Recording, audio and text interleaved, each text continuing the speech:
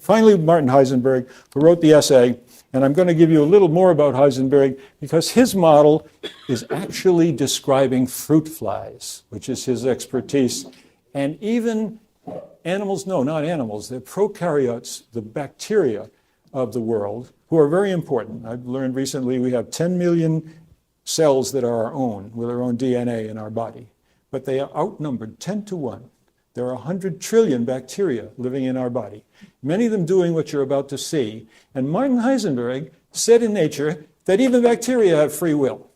So he got a little slam for that because it isn't clear you'd like to say they have a will at all, but they have something very much like what William James saw.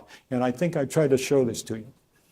Basically, Heisenberg says the little bacterium, which has a little longish body, has got sticking out the back of it a bunch of little hairs or flagella. And there's a motor, like an outboard motor on a motorboat, and when it goes clockwise, all these flagella separate and the bacterium tumbles. Okay? However, if he turns the motor the other way, counterclockwise, the little hairs line up, not like a ponytail, but like a braid, Holly says, and the bacterium goes forward.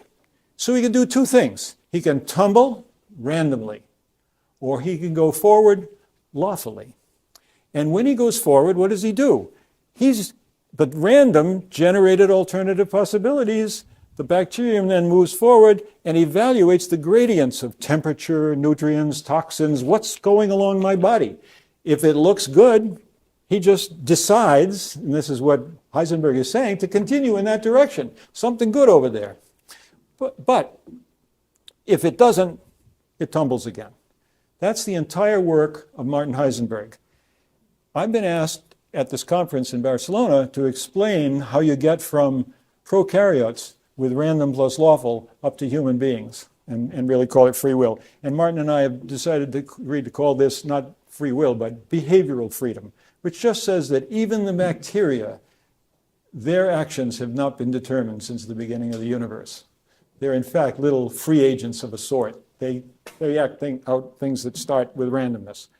And how it evolves to free will, I'm afraid I again don't have too much time for you. If you want, we can come back to these things. I basically see that in biological evolution, the selection process is natural selection. But in the bacterium all the way up to humans, the selection process is not natural selection. It's a teleological selection, or really a teleonomic, as Jacques Monod qualifies that term, since teleology has this flavor of a religious original from Aristotle. It has purpose. And the little bacterium decides what to do because it wants to get something good to eat, or maybe whatever. So basically the means of selection is what's different as you move up. From animals that have little or no learning capability, you get to ones that can take their experiences, and here we come to James thinking, and remember their experiences. They learn things.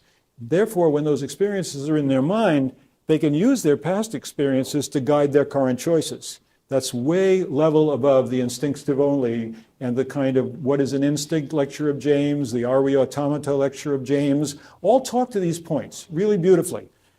The selection criteria in the case of someone who can learn, or an organism that can learn, are acquired through experience, including parents teaching us, peers teaching us, and experience and so forth. Whereas the instinctive behaviors all come through our ancestors having learned them and produced those instinctual. Then I want to add a kind of predictive selection where certain organisms, higher animals, are smart enough to actually anticipate the consequences. And finally, one where we use norms and we think about our rules of our society to help us make our decisions. And that'll be the core of my talk at Barcelona. So basically everything I do here is separate free from will. You got the message, I hope. Freedom is unpredictable because it is creative and indeterministic generation of alternative possibilities. The will, however, is adequately determined by our reasons, by our character, but not predetermined. And as I say, John Locke had already separated these two in his essay concerning human understanding, the chapter on power, in which he said, I think the question isn't proper whether the will be free, but whether the man be free. Okay, to come back to the point that most philosophers thinking about this subject now think about it as a moment in time, a moment divided between a fixed past and the laws of nature, as they like to say, and our decision in the future. Given that it's one moment, they can't see what James sees, that we need something happening that generates the possibilities before we make our decision. And so they come to this conclusion with a decision that is a single point in time. I say we need time to, and this is a jargon term of the debates, do otherwise. We can choose to do otherwise. We could have done otherwise, the basis of moral responsibility. But in order to have that, it can't be just one moment, one instant. So in our model, the decision process is temporal, some generating possibilities, then there's a step, then we evaluate our decisions, evaluate our alternatives, make a decision, and move into the future with thoughts that come to us freely and actions that go from us willfully. Now my critics say, hey, Bob, you're still totally determined. Once randomness is given 17 things to choose from, you're going to pick the one that's best for you according to your character. You're just as determined as you were before. It's amazing how many people have told me that I haven't made any progress on this problem. And so here I add to them, wait a minute, we can have what we all know as second thoughts. Just because random possibilities have appeared and we're now thinking about them, and there is one that looks the best, we can say, that's not as good as I wish it could be, provided we have time.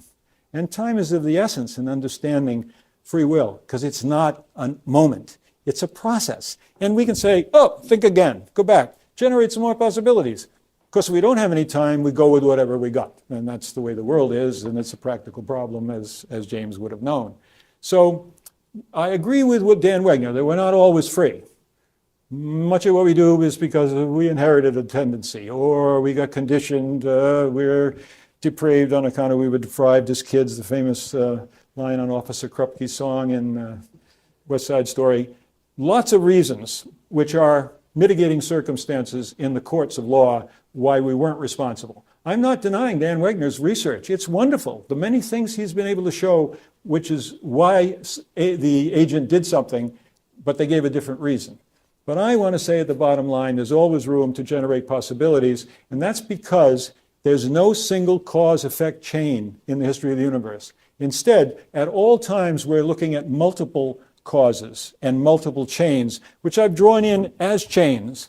And here, basically, I've got Dan Dennett's, what he calls functional homunculi in the brain, each of which is wanting something to happen, and they argue over what's going on. Nice model. Bernard Baars, the great author of consciousness textbook, where he cites William James' ideas as coming back, full bore. People are working on many ideas of James, and I've written to Baars, and I've said, and his work on free will is far and away the greatest, and I'm hoping to bring that back. And he and I are debating that a little bit. But anyway, basically, remember that model of past, decision, future? Here's the past.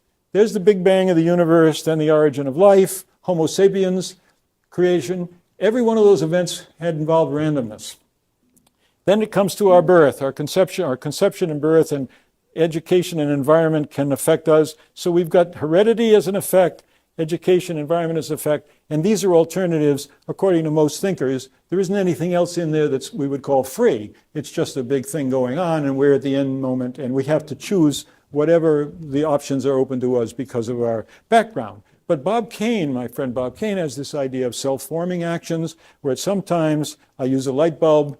At some moment, something free happened, and that helped to form our character, he calls it, self-forming action. So what happens now is the mind has a bunch of alternatives to choose from at all times. Some of them are properly determined or by factors even before our birth, but others that happen our own free creations during our lifetime. And to fill out my model, I basically want to say that when you're faced with a given circumstance, you don't have to pick one of these.